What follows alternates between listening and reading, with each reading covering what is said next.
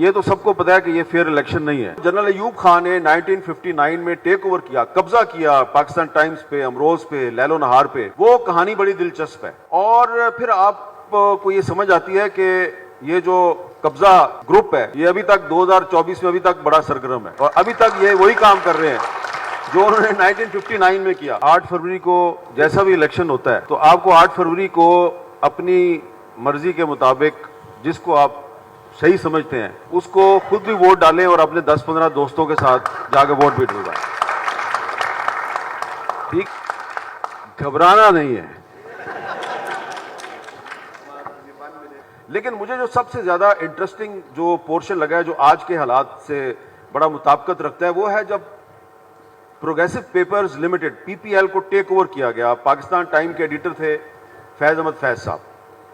तो आप उनकी किताब पढ़ें तो जो आपको फैज साहब का बतौर एक जर्नलिस्ट और बतौर एक एडिटर जो रोल है वो भी आपको उसका पता चलेगा कि वो एडिटोरियल कैसे लिखते थे और अपने स्टाफ के साथ मीटिंग करते थे, प्लानिंग कैसे करते थे, अखबार कैसे बनता था। तो उसमें जो जनरल अयूब खान ने 1959 में टेक ओवर किया, कब्जा किया पाकिस्तान टाइम्स पे, अमरोज पे, लैलो नहार पे, वो कहानी बड़ी दिलचस्प है। और फिर आपको ये समझ आती है कि ये जो कब्जा ग्रुप है ये अभी तक 2024 में अभी तक बड़ा सरगर्म है और अभी तक ये वही काम कर रहे हैं जो उन्होंने 1959 में किया। अच्छा, एक आपको याद होगा, आप में से अक्सर लोग जानते हैं कि जुल्फकार अली भुट्टो साहब के बारे में कहा जाता है कि इन्होंने पाकिस्तान तोड़ा, इन्होंने नारा लगाया था उधर तुम इधर हम। एक बड़ा मशहूर हमारे बुजुर्ग जब बताया करते थे पाकिस्तान किसने, वो भुट्टो ने क्या सी उधर तुम उधर मैं। अच्छा, ये जो नारा है उधर तुम इधर हम, बहुत से लोग कंफ्यूज करते हैं ये मुसावात में पब्लिश हुआ था। तो आइए रहमान साहब ने पूरी स्टोरी बताई है कि किस तरह जब वो नौकरियों से निकलते रहे तो फिर उन्होंने हमीद अख्तर साहब और अब्दुल्ला मलिक साहब के साथ मिलकर एक अखबार शुरू किया 1970 में, आज़ाद उसका नाम था, आज़ाद। और वो अखबार जो है वो शेख मुजीब का हामी था, वो भुट्टो साहब का हामी नहीं था, वो शेख मुजीब का हामी था। और उस अखबार ने वो हेडलाइन लगाई उधर तुम इधर हम। न्यूज एडिटर थे अब्बास अतर साहब। अब अब्बास अतर साहब ने वो हेडलाइन कैसे लगाई कि निसार उस्मानी साहब एक जलसा कवर करके आए मोची गेट से, तो वो अपने दफ्तर की सीढ़ियों में बैठे हुए थे। अब्बास अतर साहब गुजरे, उन्होंने पूछा वो उस्मानी साहब भुट्टो ने क्या कहा, तो उस्मानी साहब ने कहा भुट्टो ने कहा उधर तुम इधर हम। तो अब्बास अतर साहब ने जाके वो हेडलाइन लगा दी और वो हेडलाइन तारीख का हिस्सा बन गई और वो अभी तक तारीख का हिस्सा है। वो सारी बैकग्राउंड जो है वो आइए रहमान साहब की इस किताब के जरिए हमें पता चलती है कि एक्चुअली वो एक तकरीर थी और उस तकरीर में से एक उसका मतलब निकाला गया और उस मतलब की हेडलाइन बनाई गई। लेकिन जो सबसे इंटरेस्टिंग बात है वो ये है कि आइए रहमान साहब, अब्दुल्ला मलिक और हमीद अख्तर साहब 1971 के इलेक्शन 70 के इलेक्शन के बाद जब मिलिट्री ऑपरेशन शुरू हुआ तो उन्होंने भुट्टो और शेख मुजीब के दरमियान ब्रिज बनने की कोशिश की और दोनों को करीब लाने की कोशिश की और ये ढाका गए, मुलाकात की, जो कि एक सहाफ़ी का काम नहीं है लेकिन उन्होंने ये काम किया।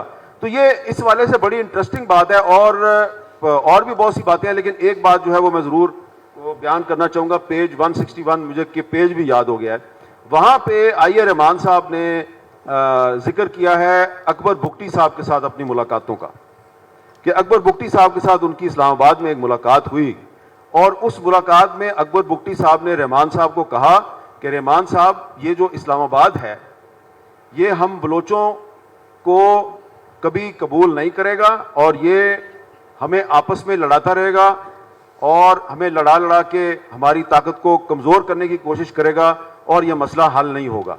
और ये बात जो है ये बुगटी साहब ने 90s में कही थी रहमान साहब को और आज 2024 में भी आपको ये बात ऐसे ही लग रही है। और रहमान साहब जो हैं उनकी जो मुझे सबसे अच्छी चीज़ जो लगती थी कि वो human rights commission of Pakistan के साथ काम कर रहे थे, लेकिन आखिरी दिनों तक वो डॉन में अपना कॉलम जो है वो रेगुलरली लिखते थे और बतौर जर्नलिस्ट उन्होंने अपना किरदार जो है उस पर कोई कंप्रोमाइज़ नहीं किया। और किताब पढ़ते हुए आपको बार बार ये पता चलता है कि आपको समझ आता है कि रहमान साहब जो हैं वो जबरी गुमशुदगियां जो हैं, फोर्स डिसअपीयरेंसेस, इनके बारे में इतने सेंसिटिव क्यों थे? क्योंकि उन्होंने ये डिसअपीयरेंसेस जो हैं, ये 1947 का जो ब्लडशेड है उसमें देखी कि किस तरह लोग जो हैं वो गुम हो गए, डिसअपीयर हो गए, एक दूसरे से जुदा हो गए।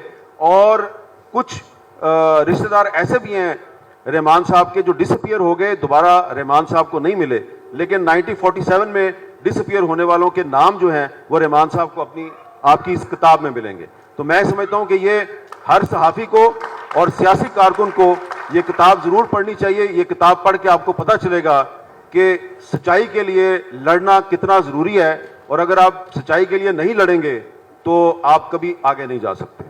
8 फरवरी को जैसा भी इलेक्शन होता है तो आपको 8 फरवरी को अपनी मर्जी के मुताबिक जिसको आप सही समझते हैं उसको खुद भी वोट डालें और अपने 10-15 दोस्तों के साथ जाकर वोट भी डलवाएं।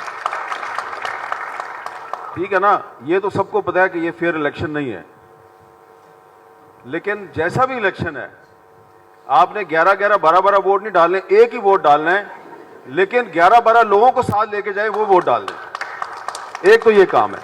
दूसरी बात यह है कि अगर यंगस्टर्स बड़ी तादाद में पाकिस्तान से बाहर जा रहे हैं तो मुझे तो इसमें कोई बुरी बात नज़र नहीं आती, मुझे कोई इसमें परेशानी नहीं है। इसलिए कि मैं देखता हूं कि कायद-ए-आज़म मोहम्मद अली जिन्ना पाकिस्तान से बाहर गए, पढ़ के वापस आ गए। अल्लामा इकबाल इंग्लैंड भी गए, जर्मनी भी गए, पढ़ा, वापस आ गए। बहुत से लोग हैं। और आपका जो पहला प्राइम मिनिस्टर था लियाकत अली खान, ऑक्सफोर्ड गए, पढ़ के वापस आ गए। बेनज़ीर भुट्टो साहबा वो भी गई, ऑक्सफोर्ड पढ़ के वापस आ गई। इमरान खान साहब गए, पढ़ के वापस आ गए। तो जो बाहर गए, पढ़ के वापस आए, वो ज़्यादा कामयाब हुए। ठीक है? और ये हमारे लिए जान गए, वापस आए, हालांकि ये वहां पे रह सकते थे, लेकिन इन्होंने फैसला किया कि मैं न सिर्फ वापस जाऊंगा बल्कि जाके मैं पॉलिटिक्स भी करूंगा। और अब ये इलेक्शन भी लड़ रहे हैं।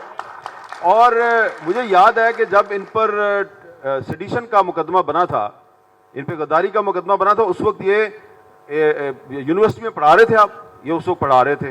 ये वैसे ये सामने सिद्धार्थ वरदाराजन साहब बैठे हुए हैं, इन पे भी इंडिया में सेडिशन के केसेस बने हैं। तो ये कोई सिर्फ पाकिस्तान का मसला नहीं है, इंडिया का भी मसला है कि जो भी सच बोलता है उस पर बगावत का, गद्दारी का मुकदमा बना दिया जाता है। तो ये अगर नौजवान जा रहे हैं तो कुछ वापस नहीं आएंगे, लेकिन बहुत से वापस आएंगे और वो वापस आके हमारे लिए जान बनेंगे और आपके लिए लड़ेंगे। इसलिए